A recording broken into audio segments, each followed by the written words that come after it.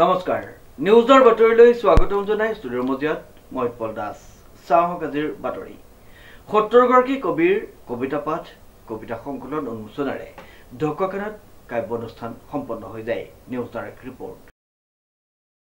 দেওবাৰে ঘিলামৰাৰ কঢ়া নদীৰ পাৰৰ কহুৱা বননিৰ নৈসৰ্গিক পৰিৱেশত ঘিলামৰা মাজুলী ঢকুৱাখানা গোগামুখ ধেমাজি অঞ্চলৰ ৭০ গৰাকী নবীন প্ৰবীণ কবিৰ সমনিস্থলীলৈ পৰিণত হোৱাৰ লগতে সকলোৱে স্বৰচিত কবিতা পাঠ কৰি কঢ়া নদীৰ পাৰৰ কহুৱা বননি জীপাল কৰি তোলে। মালিতা এই অনুষ্ঠানটি এইবাৰ তৃতীয় বৰ্ষ অনুষ্ঠান আৰু তৃতীয় বৰ্ষ অনুষ্ঠানটি আমি বিশেষভাৱে অনুষ্ঠিত কৰিছোঁ আমাৰ প্ৰাণৰ শিল্পী জুবিন গাৰ্গৰ স্মৃতিত আৰু তেখেতৰ স্মৃতিত এখন কবিতা সংকলনো আমি প্ৰস্তুত কৰি উলিয়াইছোঁ। ঘিলামৰা ঢকুৱাখানাৰ অঞ্চলৰ কবিৰ লগতে গোগামুখ তিনিচুকীয়া মাজুলী বগীনদী লখিমপুৰ বিভিন্ন ধৰণৰ বিভিন্ন দূৰ দূৰণিৰ কবিসকলৰ এই কবিতা সংকলনখনত জুবিন গাৰ্গৰ স্মৃতিত তেখেতৰ লৈ এখন আমি সংকলনখন প্ৰস্তুত কৰি উলিয়াইছোঁ আৰু আজি তেখেতৰ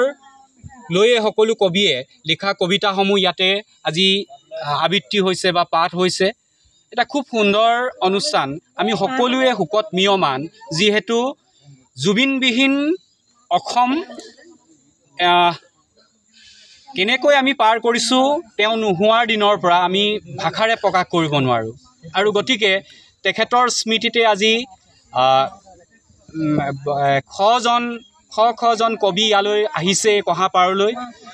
গতিকে আমি উদযাপন সমিতিৰ হৈ সকলো কাব্যপ্ৰেমী ৰাইজলৈ অশেষ ধন্যবাদ আৰু কৃতজ্ঞতা জ্ঞাপন কৰিছোঁ।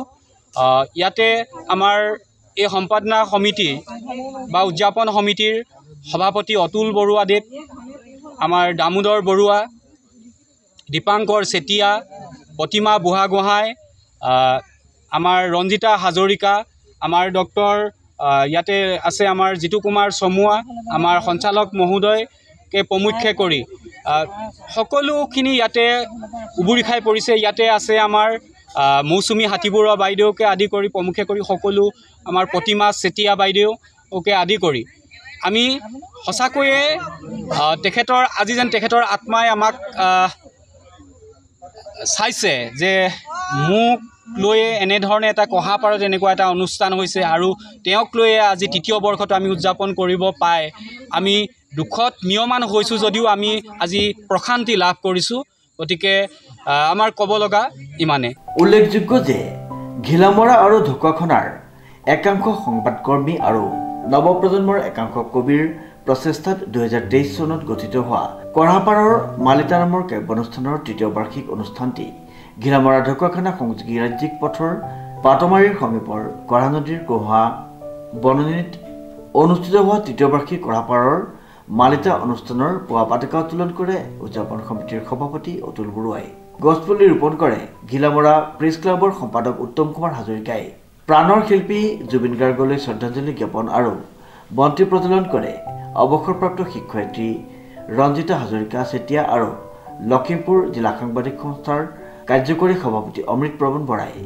ইয়াৰ পিছতে কঢ়াপাৰৰ মালিতা কাব্যানুষ্ঠান উদ্বোধন কৰি চিলাপথাৰ টাউন কলেজৰ অধ্যাপক যোগানন্দ গগৈয়ে